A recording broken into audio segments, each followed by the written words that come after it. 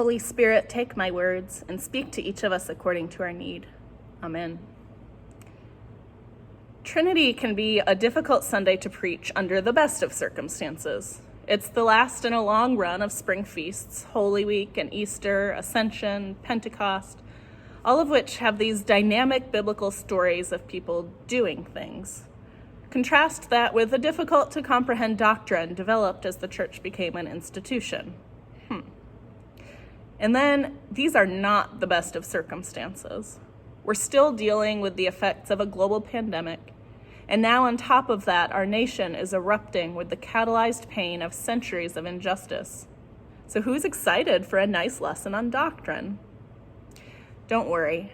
The history and the theology are important, but they're just empty and dry ideas if we don't have a way to connect them to our lives. So what does the Trinity have to say to us here and now?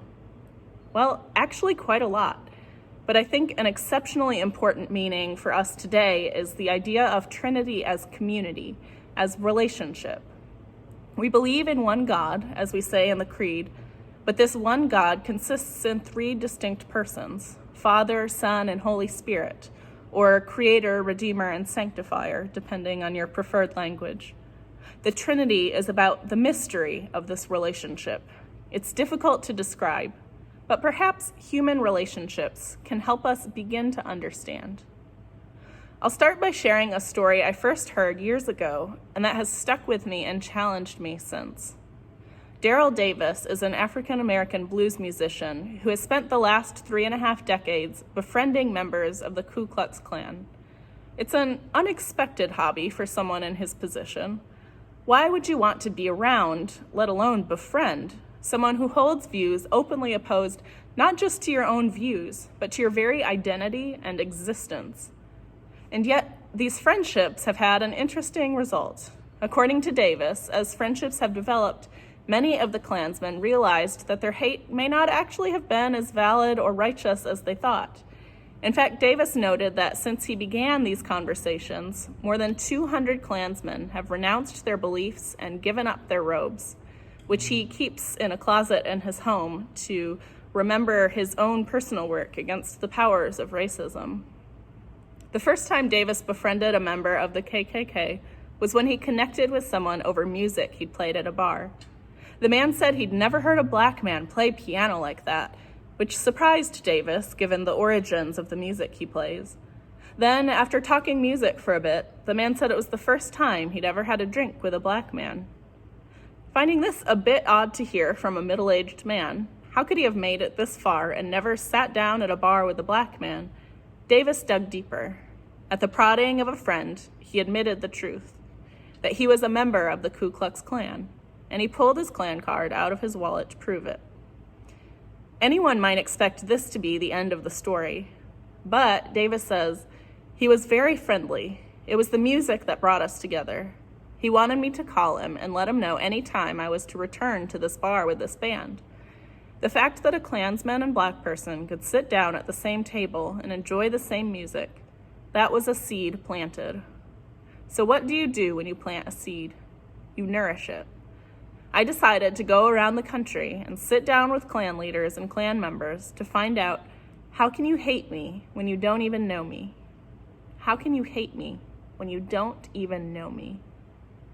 Well, the fact is, it's actually easier to hate what we don't know. Narrative sociologist Brené Brown writes and speaks a lot about vulnerability and relationship. Her book, Braving the Wilderness, speaks about the path to true belonging, which she says begins with drawing closer. Her main point in the book is that it's hard to hate someone up close. Her response? Move in. There's something special that happens in relationships.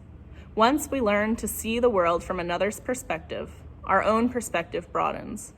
In fact, social psychologists have determined that when we become close friends with someone, we actually expand our own sense of self to include this friend within it. As a result of this, we incorporate their perspective into our perspective. Their resources become our resources, and vice versa. Their failures become our failures, and we take up their causes as if they were our own causes. In short, we identify with them and are changed as a result of relationship with them. Not all our friendships are like this, perhaps even fewer in a culture that values rugged individualism as much as ours. But the existence of such relationships speaks to our capacity as humans and to the meaning of this feast day. The Church Fathers and many theologians since have used a word, perichoresis, to describe the relationship of the Trinity.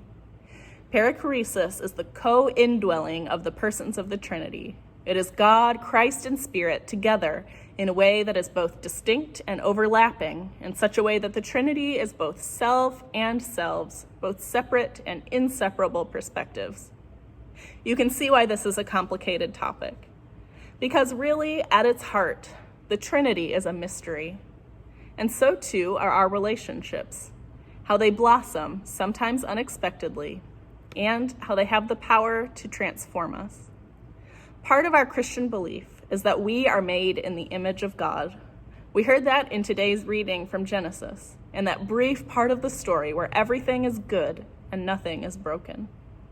It's important to remember this, and also to remember that it's not the other way around. As the ever clever and insightful Anne Lamott puts it, you can safely assume you've created God in your own image when it turns out that God hates all the same people you do. One way we participate in being image bearers is by entering into relationships that shape and mold our very selves, relationships of mutual indwelling. Maybe we won't bridge the kind of divide that Daryl Davis did, but maybe we can seek to know those we don't understand.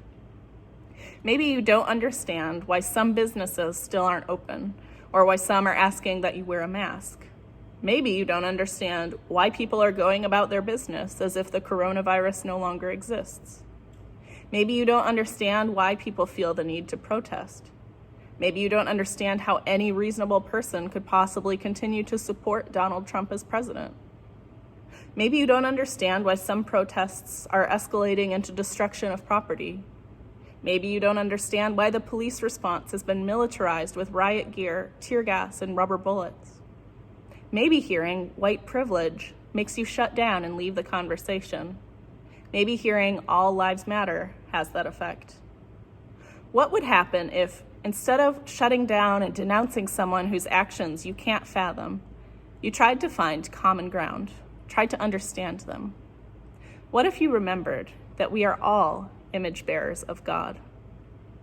The Trinity is not easy to explain, but I think the point is not to explain it, though our efforts to do so are done in faith and hope, but rather to live into its reality, to experience indwelling community with body, mind, and spirit as we grow ever more fully into our identity as children of God.